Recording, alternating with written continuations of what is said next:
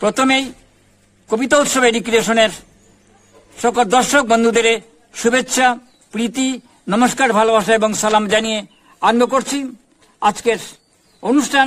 আজ 19শে মে 1961 ইংরেজির 19শে মে আসামের শিলচরে রেল স্টেশনে একাদশ শহীদ হন।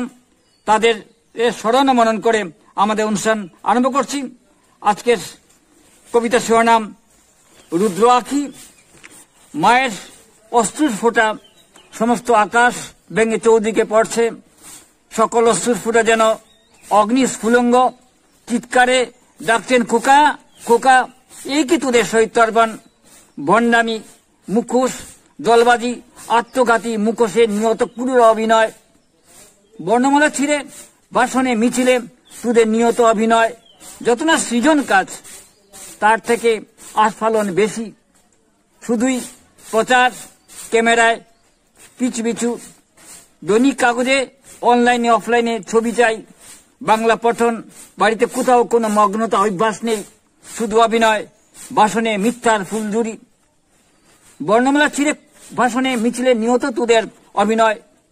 কৃষ্ণচূড়া জুড়ে শহীদ জামায় তাই, কালো ছায়া উড্ডীন পতাকা আজ কাঁপছে লজ্জায়।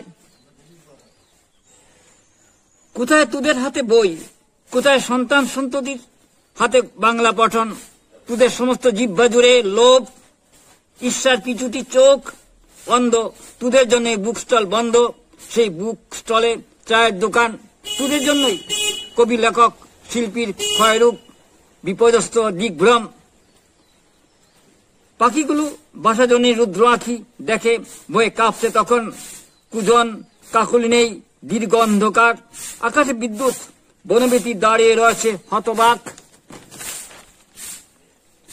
প্রযুক্তির ঠোঁট জুড়ে মাকড়সার আধার, হৃদয়ে পাথর ভালোবাসাহীন। আকাশে ছড়িয়ে পড়েছে মায়ের চুল এলোমেলো। খোকা খোকা মা ডাকছেন, নিজে দেখ আয়নায় ছবি।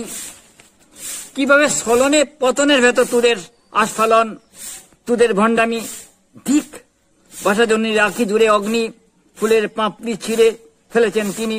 খোকা খোকা কালো রং মেখে শোভাযাত্রা, শহীদ ফেস্টুন।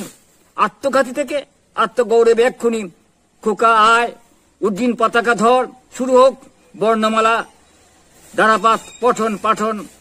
এক্ষুনি এক্ষুনি খোকা।